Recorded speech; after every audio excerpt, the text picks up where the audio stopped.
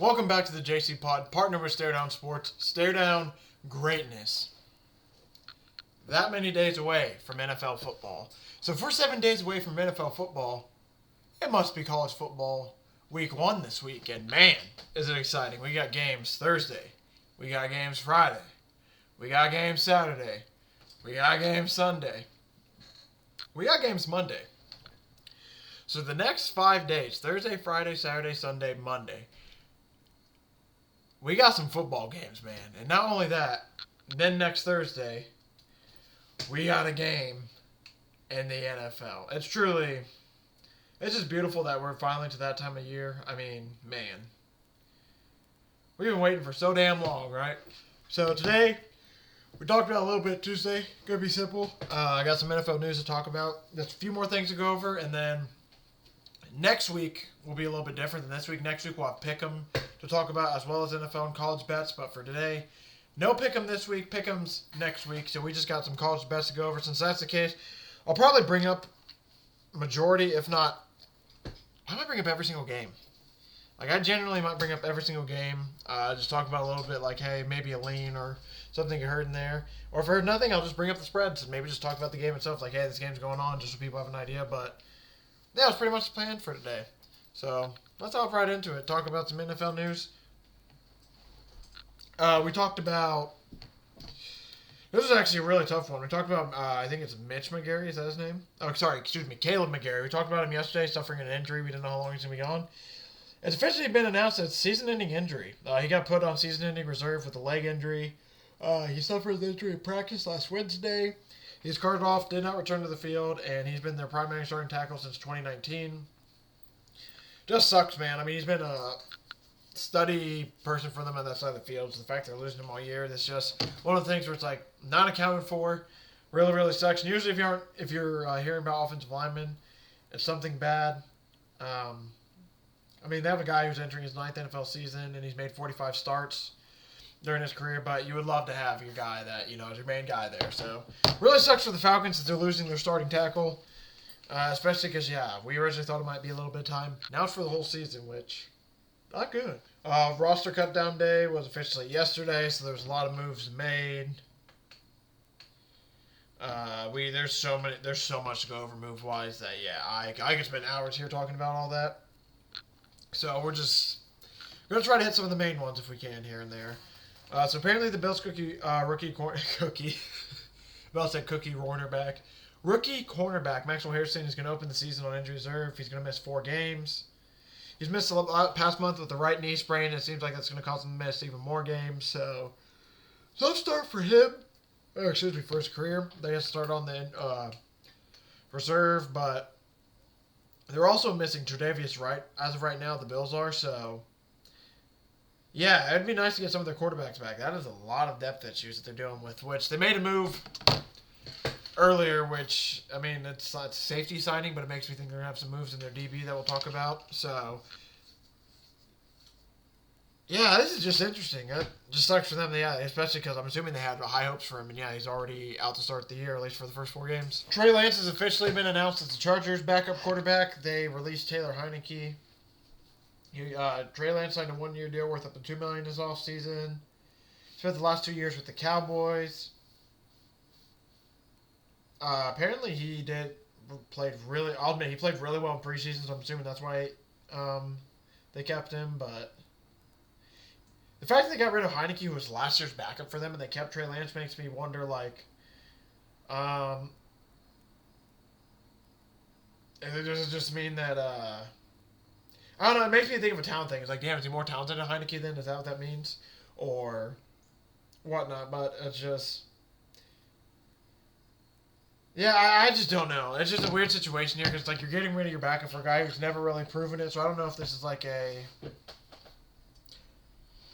don't know if they're I don't know. That's my guess is they obviously see something in Trey Lance, and there's something. I mean, he played, he played well during preseason, all things considered. So I'm assuming they saw something in there. It's if Justin Herbert goes down, we could definitely get something good out of this guy. Maybe he just needs to be in our system. So that's kind of my thinking there. But, the fact that he, I don't know. Weird, weird situation, but the fact that he beat out a guy who's already there a year, and he was a backup for a year, makes me think that, okay, yeah, so, like I said, Trey Lance probably did something to prove in practice. That's my best guess, but yeah. I don't think, it's a good, just basically good for him to get a chance, man, because we're seeing with Anthony Richardson right now, he basically just hasn't got a chance to start, really, and yeah, I just, hopefully he doesn't play for Chargers fans' sake, but hopefully this is maybe a spark to get his career going, because, yeah, it's just one of those things, just waiting for a chance. This is an interesting one. Malachi Corley, he was a third-round pick last year. He was one of the players cut by the Jets, and the only reason I'm saying this is surprising, apparently the move wasn't surprising, but I don't know. It just feels like they just drafted him in the third round. It's a year later. I mean, that's obviously some decent draft capital, but obviously he got buried in New York's depth chart after he dropped the football celebration. That thing happened on the goal line during Halloween. That happened. Apparently he had some other issues that just caused him to drop down the depth chart. So, I mean, that part of it, I guess, makes sense why they got rid of him. But, man, I just don't... The fact they got rid of him so quickly... It's just like... that's the part that gets me. It's just the fact that they dropped him so quickly makes me think that... Was he just not performing well? Do they have too many wide receivers? Because, I mean, that's a team struggling for, like, top-name wide receivers. So, this one, I'll admit, a little bit surprised by. And, yeah, I just hope that he gets a chance to play again because, as of right now, that ball drop he did in the goal line would have been his only touchdown in the NFL. So, it's just like, damn. He's going to think about that one for a while. But like I said, hopefully he can find on to another team. Because I thought he was pretty talented. That just, yeah. That one play is going to hang with you for a while.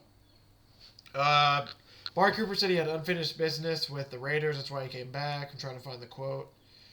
I've always had a return in the back of my mind because I was drafted here. It felt like the expectations were high and it felt like I did okay. But I always knew you draft a guy in the top 5. You don't expect them to come and change the organization. I feel like at times it showed flashes doing that. But it wasn't to my expectations, so this time around I feel like I have some unfinished business. I mean, to be fair, there ain't many wide receivers there besides Brock Bowers and Jacoby Myers. I guess Deontay Thornton has a chance to be pretty good too, so you joined a team that definitely could use his veteran leadership. That's for damn sure. But, yeah. I mean, now, hearing that a little bit more too, now it's kind of a little bit not as shocking that he went to the Raiders. I mean, Brian Schottenheimer came out and said something. I don't think that's shocking at all, that Micah Parsons need to ramp up when he returns. I don't think that's shocking at all. That basically is just them telling us, like, hey, no matter when he returns, he's probably not playing in that very first full game. So, it's to the point now that I'm pretty sure that even if he plays week 1, he's playing, like, third downs here and there, special situations, like... He is not going to be on the field for like 10-play drive, probably on the field for 3 or 4 plays, maybe 4. But yeah, I think that's something that's not surprising at all, but something we should expect. Tim Patrick is signing with the or I guess he's got traded to the Jaguars for a 6th-round pick. This is a pretty good sign for Isaac Tesla, because I'm pretty sure him and Tim Patrick were kind of fighting over the wide receiver 3 spot. So, kind of looking like he's potentially going to be the wide receiver 3 at some point. I don't know if it works way up the depth chart, just because obviously there's Amon-Ra and Jameson Williams, but yeah, I just think that we're going to see a little bit more of Isaac Tesla. When it comes to Tim Patrick, he's now going to be officially the number 5 wide receiver behind Brian Thomas Jr., Travis Hunter, De'Ami Brown, Parker Washington, then Tim Patrick, but I think he's going to be a great veteran leader to have in there. But yeah, like I said, this is pretty much, I think, more of a Tesla thing, where...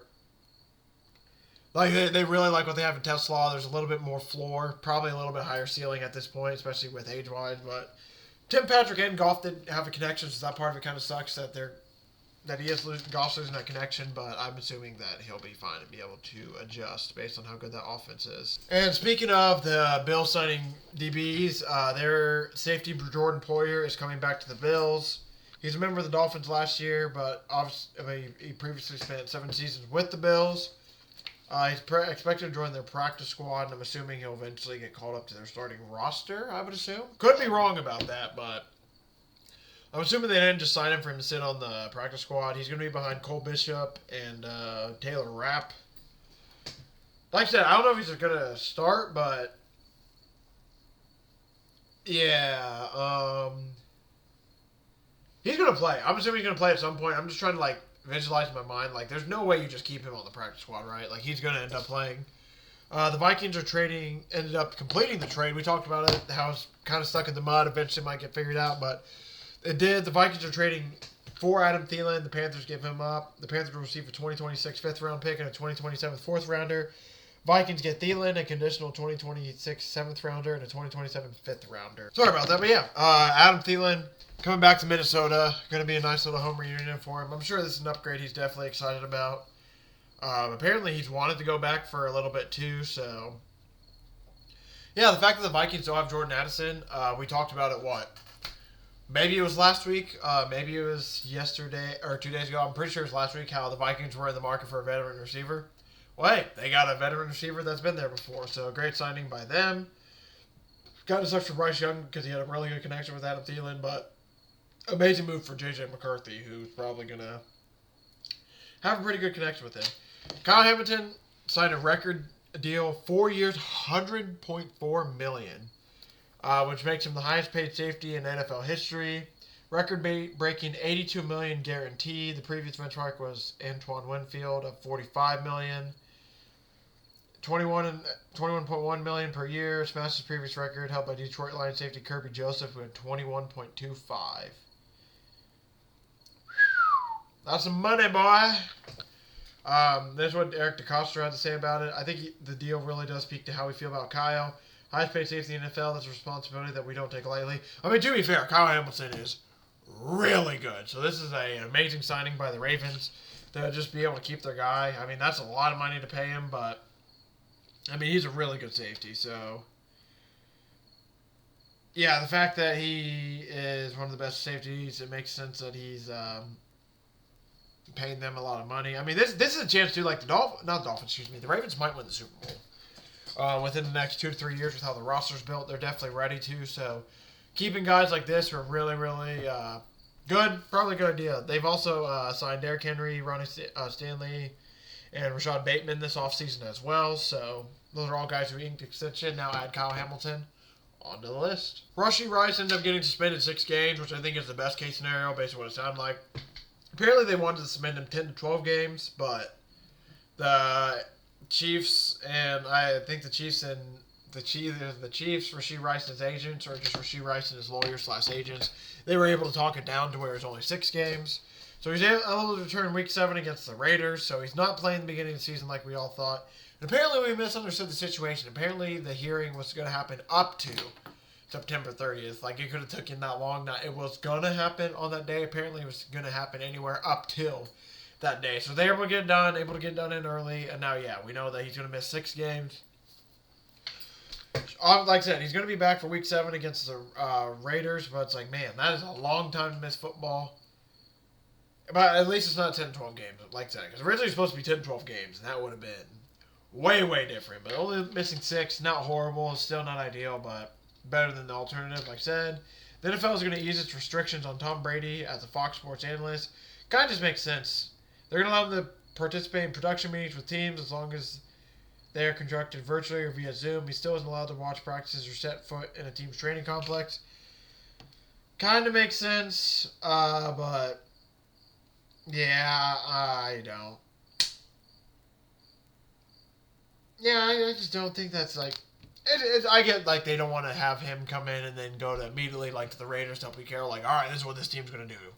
This is what we'd expect from this team. But it did feel a little bit silly, honestly, that he couldn't, like, join the production meeting. So everybody else, pretty much, who's going to be handling the broadcast, like, they get to go to the production meeting. But, nope, Tom, sorry, you don't get to go. You just get to read their notes when they're done. Like, it's, like, a little silly, but at the same time, you kind of understand it because he does have ownership into a team. So is there biases there? Is there a chance he... I would think for the integrity of the game, like, Tom wouldn't spread information like that, but I guess technically you never know. So, yeah, I think it's good they're easing up on the restrictions just because, yeah, it felt like it was a bit much, but at the same time, like I said, kind of understand it. Chris Ballard said we're not trading Anthony Richardson. He said we're not trading up on him. We basically said they haven't given up on him. there's a lot of, this is what Ballard would say, there's a lot of value sitting behind a guy that's a professional, watching and learning and growing and working on things you need to work on without the same pressure of being the starter. I think it's sure in him. I think it's in him. Whether that happens or not, we'll see. So basically, what we're hearing I mean, it sucks. It's more contradictory. He needs to play to get reps. Now he needs to sit to learn. I mean, he's not totally wrong though. Like that's the part I just wish like the Colts just handled this beyond poorly, so it ends up looking really bad for them. This could have been handled so much better.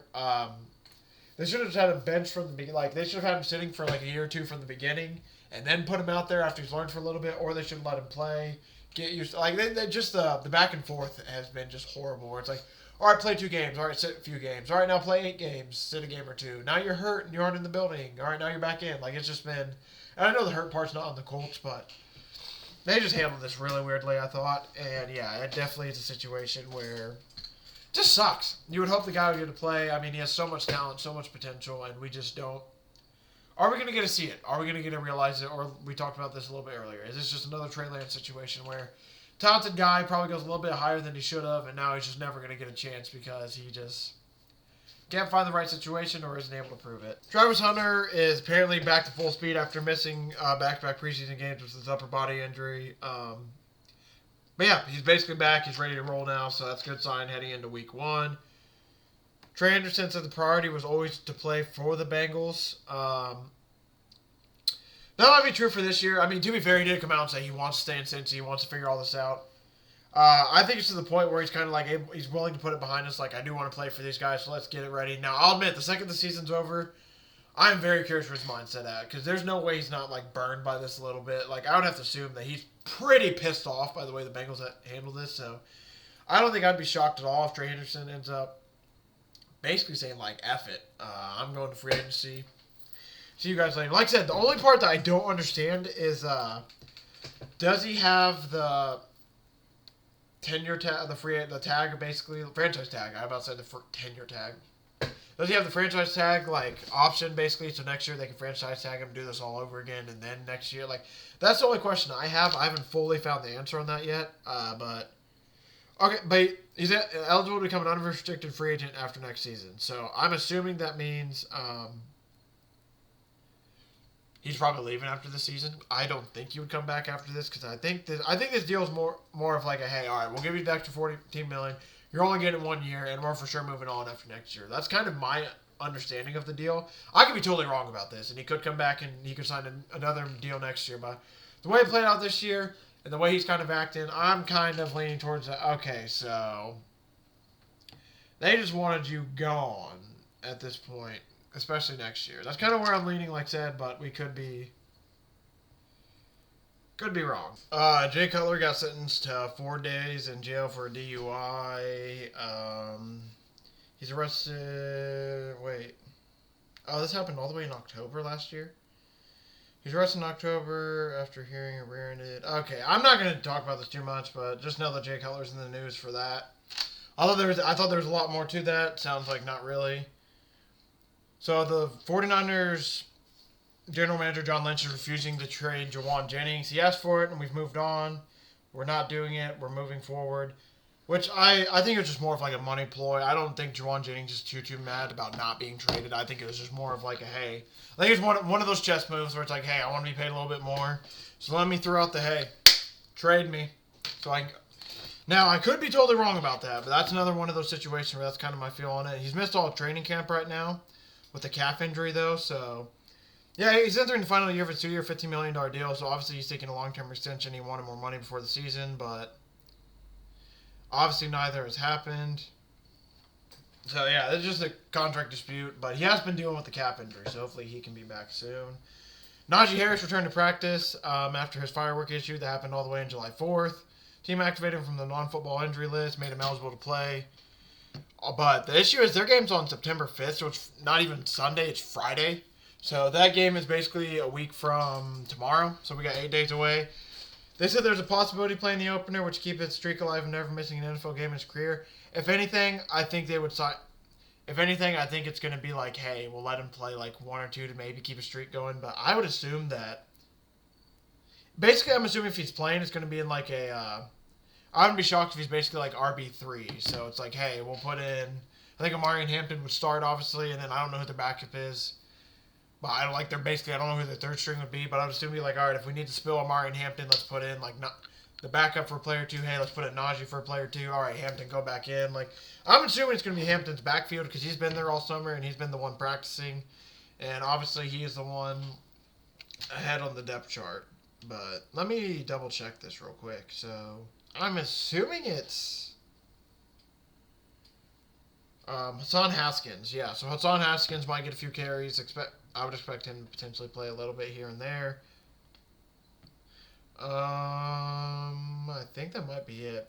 Oh no, there's there's 2 more things I want to talk about. Sorry, I thought that might be it.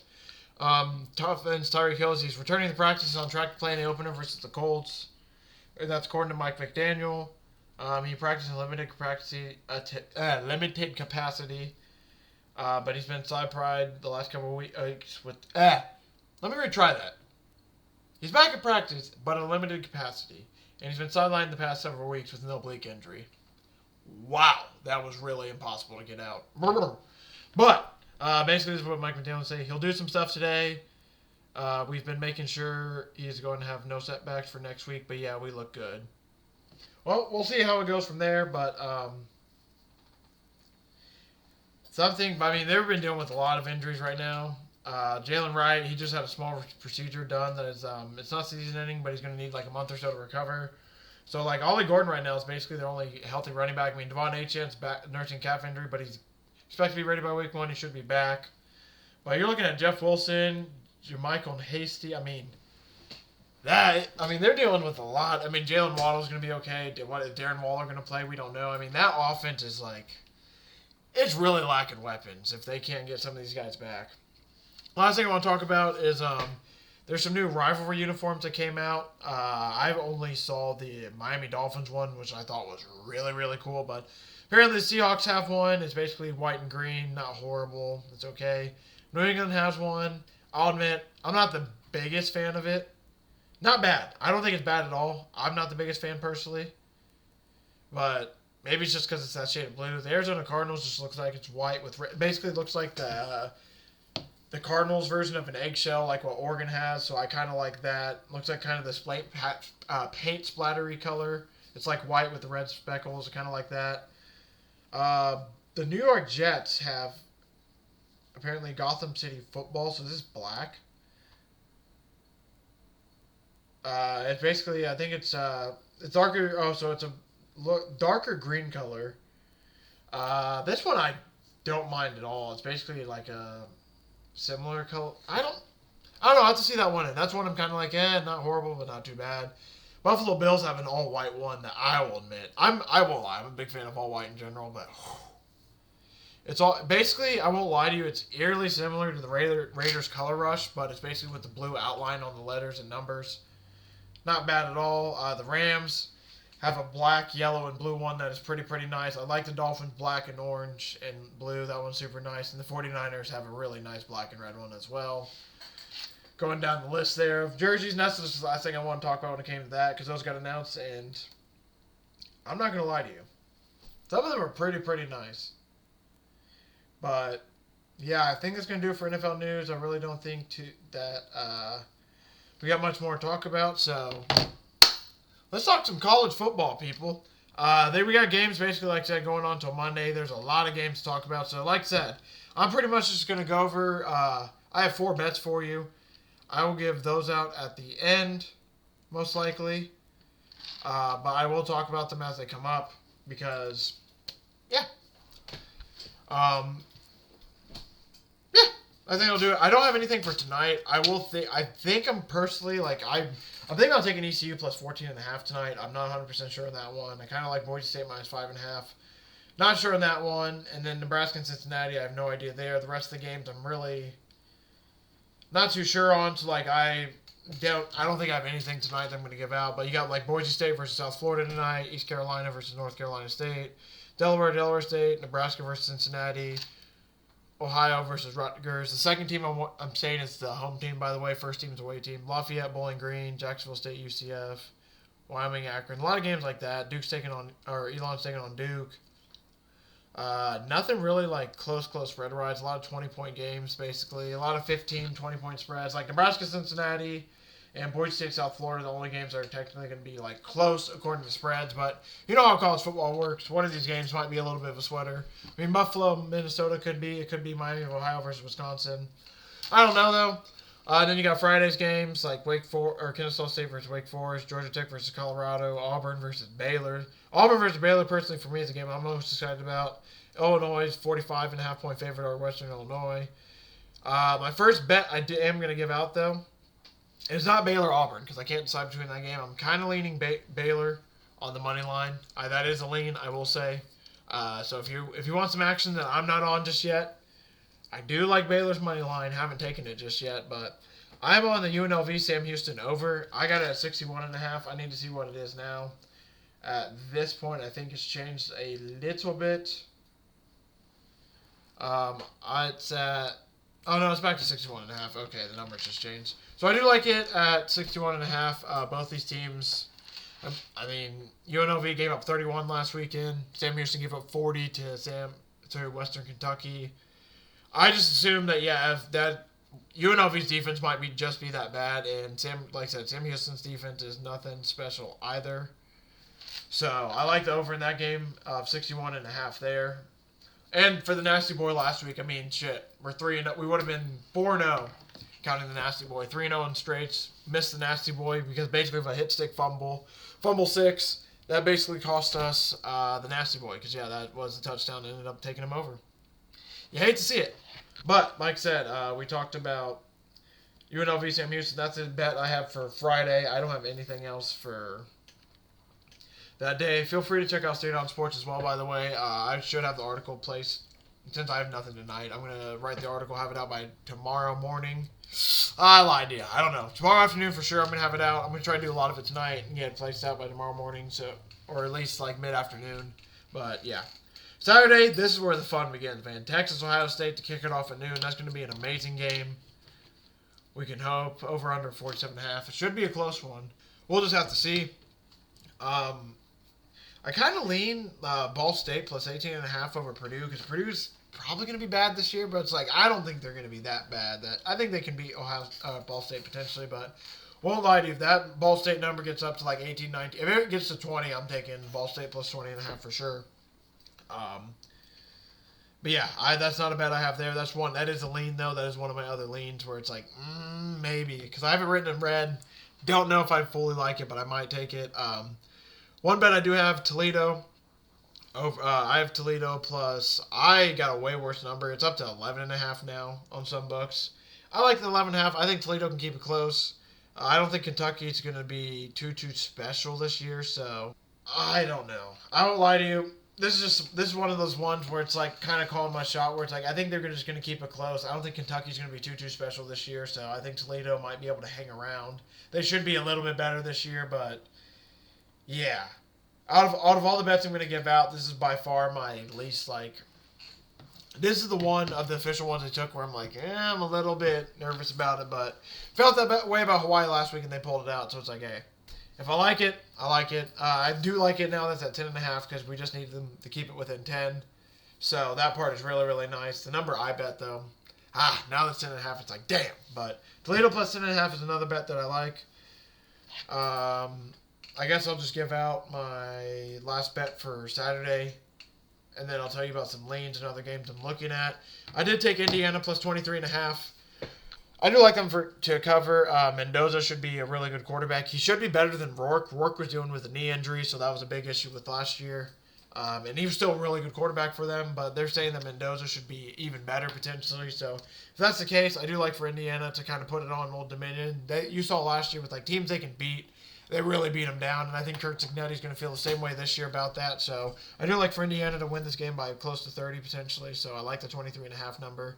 Might be a slow start potentially, but I do think they eventually get things rolling, and that should not be an issue. Other games I was looking at, Penn State minus 43.5, but I don't know what to do there, so I'm kind of staying away from that. LSU Clemson. I kind of lean Clemson 4.5. Didn't bet anything there because I'm not fully sure. But Brian Kelly just usually doesn't win openers. And this year, I mean, LSU's going to be pretty good this year, but so is Clemson. I mean, for sure, I'm going to be watching this game, but I might just wait live, maybe get a better number because I don't know. 4.5 just feels like a weird number to me, and I don't want to take LSU plus 4.5. So just kind of in a spot there. Alabama's 13.5 over Florida State. Kind of lean Alabama minus 13.5 because sounds like they're supposed to be Alabama because their defense is going to be really, really good, and what Kalen DeBoer can put on offense makes me think that, like, okay, Ty Simpson starting, he should be pretty decent. Alabama's defense is supposed to be one of the best defenses they've had in a while. They should be back to, like, what Alabama defenses of old were. So it's like, yeah, there's something that makes me lean that 13.5, but because they are the road team, I'm going to stay away from that. A little bit nervous about that. I do lean Utah minus 5.5. UCLA, we're dealing with wide receiver injuries, but it sounds like they might be back, so a little bit nervous about that. So I kind of ended up staying away from there, but other games, Maryland's 14.5-point favorites over Florida Atlantic. Tulane is 4.5-point favorites over Northwestern. That game could be pretty interesting. That's going to be a game I'm probably going to be watching for sure. There's a lot of just weird games like Maine Liberty, Air Force Bucknell, Oregon Montana State. Just a lot of weird ones. Iowa gets University of Albany at 6 o'clock at night. So the night game there for that. Oklahoma's playing Illinois State. So while we do get some good games, there's still some weird ones here and there to start off the season with massive point spreads and everything. So yeah, like I won't lie to you, I'm just trying to buy time because like Arizona 17.5 over Hawaii. There's just a lot of massive spreads. There's not too much to talk about. And then we got 3 games to round out the weekend. Monday night, I don't have a bet on this game, but North Carolina, TCU. Bill Belichick's debut. Can Sonny Dykes... I think that is his name. Yeah, I don't know why I paused there for a second. Can Sonny Dykes get over his issue of just struggling in season openers? So that should be a fun one there, and it opens up in Chapel Hill. Sunday, 3 o'clock. We got Virginia Tech versus South Carolina. That should be a fun game. But the game I have a bet on, it's a 7.5-point spread as well. Notre Dame minus 2.5 over the U. I have Notre Dame minus 2.5. It's a fade of Carson Beck a little bit, and I also just think Notre Dame can get it done. They have a Heisman candidate in Jeremiah Love. I think he's going to have a really good season this year. And, yeah, I like Notre Dame. I think C.J. Carr can be good enough to get it done. I will admit, bit of a homer pick, but I do like Notre Dame for sure in this game. And I think they can win it. I mean, Miami's good, but I think Notre Dame's better, so give me Notre Dame there. And that does it for my college bets, man. So let's go over them real quick. These were some maybes. I'll give you the maybes first. So these are the maybes. We got for Friday, maybe East Carolina plus 14.5. Maybe Boise State minus 5.5. Didn't take either. I might end up taking East Carolina, though. I don't know why, but my gut's just kind of like, hey, I like them. So that's more of like a gut one where I just kind of like the number at this point, but I don't know. Don't think I'm going to take it. Friday, I like Baylor money line. Did not take it, but I am really leaning towards taking it. And then Saturday, I kind of like Ball State spread. Don't know if I'm going to take it. Kind of like Penn State spread. Don't know if I'm going to take it. Kind of like Alabama spread. Don't know if I'm going to take it. Don't know what to do in that Clemson game, but I like Clemson. And then Utah spread, kind of like it. Not going to take it. My official bets for the weekend are UNLV over 61.5, Notre Dame minus 2.5, Indiana minus 23.5, and Toledo plus 11 or 10.5, whatever the book says. Thank you all for watching. Thank you for the support. Really do appreciate it. Like I said, check out my Stay On Sports article. I'll probably add like maybe 2 or 3 bets that I find on there. I mean, it's going to be max like 2 or 3 if it anything. And we're going to have my Nasty Boy on there for sure, which is the 4-leg parlay that I put together every weekend. Odds of at least plus 900 or better because we get nasty, baby. And hey, stare down greatness while we're at it. So like I said, that's going to do it for the week. Next week, I don't know if I'm going to go to 3 episodes a week. Probably just going to keep it at 2. And then the following week is where we're probably going to start branching out to 3, start doing fun stuff with NFL-only shows, college-only shows. Should be a fun time. Can't wait for it because, hey, we're 7 days away from an NFL game. Thank you all for watching. Thank you all for support. I'll see everyone back on Tuesday to talk about what happened in the college football world, as well as some more NFL news.